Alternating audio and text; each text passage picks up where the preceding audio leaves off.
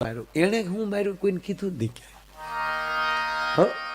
ભગવાને કારણ કે માં જાનકી છે, શક્તિ છે, જગત આખા સોરું એના છે સાહેબ. પછી ભગવાન રામને પૂછે છે સીતાજી કે પ્રભુ બધું બીજાએ કર્યું, તમે અમારા માટે કાંઈ ન કર્યું. ત્યારે સેતુ ઉપર લાવ્યા. દેવી મેં આ સેતુ બાંધ્યો, હું બાંધવાનું કામ કરું છું, કોઈને તોડવાનું કામ નથી કરતો, હું જોડવાનું કામ કરું છું. લંકાને ભારતને જોડવાનું કામ મેં કર્યું, આ સેતુ મેં બાંધ્યો. જેને જોજો આપણો ડાયરો બેઠો હોય ને, આપણે ઘણી વાર ક્યાંક ચા પાણી હોય અથવા તો કાંઈ લગ્ન પ્રસંગમાં બેઠા હોય તો તમે સાહેબ નિરીક્ષણ કરજો. અમુક બેઠા બેઠા હોય ને આપણા વડીલો, એ બેઠા બેઠા આમ ચોખવાળી કરતા હોય, કચરો હોય એક બાજુ મૂકતા હોય, કોકનું બીડીને ઠૂઠું પીડ્યું તે કરી મૂકતા હોય. અમુક બેઠા બેઠા દીહવાળિયું ભાંગતા હોય. આના નામ લખી લેજો.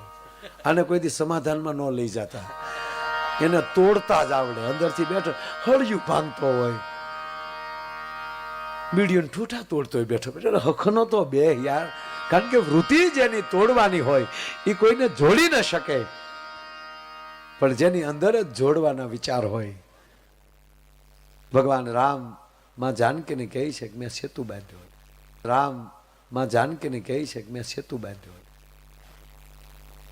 એમ કૃષ્ણ પરમાત્માએ પણ અર્જુનને કીધું કે અર્જુન, હું બધાયનું પહેલા સમાધાન ઈચ્છતો હોઉં છું, પણ જ્યારે મારું સાંભળે નહીં, હું બોલતો હોઉં ને સાંભળે. ભગવાન બોલ્યા કે હું જ્યારે બોલતો હોઉં અને ત્યારે સાંભળે નહીં અને મારે રસ્તે ચાલે નહીં, ત્યારે મારે એને મારવા બહુ અઘરા પડે. અને વાતે હાચીને ગીતાનો ગાનારો ભગવાન કૃષ્ણ કુરુક્ષેત્રના મેદાનમાં સ્વયં પોતે ગીતાનું જ્ઞાન આપતા હોય, કોણ સાંભળતું હતું બીજું? અરે છોડો સાહેબ, દુર્યોધન ગયો છે દાદા ભીષ્મ પાસે. ત્યારે દાદા ભીષ્મ પાસેને કીધું કે દાદા શું અત્યારે એને વાતો માંડી છે, શંખ ફૂંકાઈ ચુક્યા છે, એને કયો પોતપોતાના રથ ઉપર વ્યા જાય, યુદ્ધ ચાલુ કરે.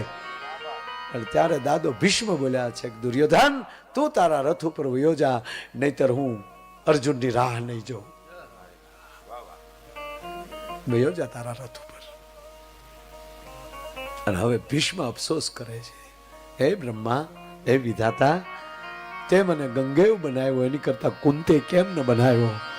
તે જો મને કુંતે બનાવ્યો હોત તો આજે નારાયણની વાણી સાંભળવાનો મને લાભ મળત. હે પવનદેવ, એક એવું ઝોકું મારો કે ભગવાન નારાયણના મુખમાંથી જે વાણી નીકળે છે એ મારા કાન સુધી પહોંચે તો મારો અંત સુધરે.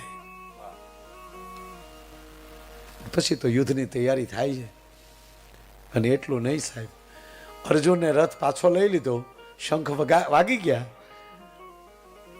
અને ધર્મરાજ યુધિષ્ઠિર કહે છે સાવધાન, રથથી નીચે ઉતરે છે ધર્મરાજ યુધિષ્ઠિર.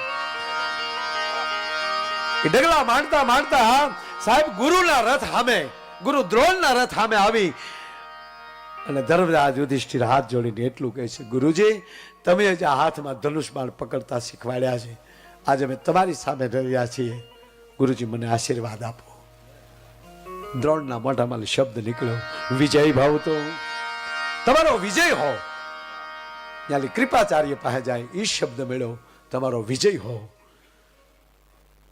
અને હવે દાદા ભીષ્મ પાસે ધર્મરાજ યુધિષ્ઠિર આવે છે, દાદા તારા ખોળામાં રમ્યા છીએ અમે, તેમને મોઢામાં કોળિયા આપ્યા છે, પરિસ્થિતિ હામાં રાખી દીધા. દાદા તારા પાંચેય દીકરાને માફ કરજે અને યુદ્ધ કરવાની મંજૂરી આપો.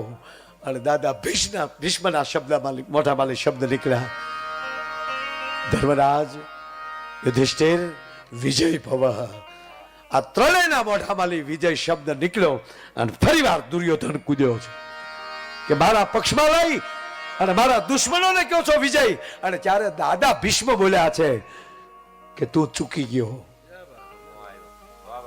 તું ધર્મરાજ યુધિષ્ઠિર થી નાનો છો, તું તારા રથથી નીચે ઉતરી અને એક વાર જો યુધિષ્ઠિર પાસે ગયો હોત ને તો ઈ એમ કહી દે તું મારો નાનો ભાઈ છો, વિજય ભવતું ઈ પરાજય લઈને ઘર ભેગા થઈ જાત. પણ તું દરેક વખતે દુર્યોધન મોડો પડે છો.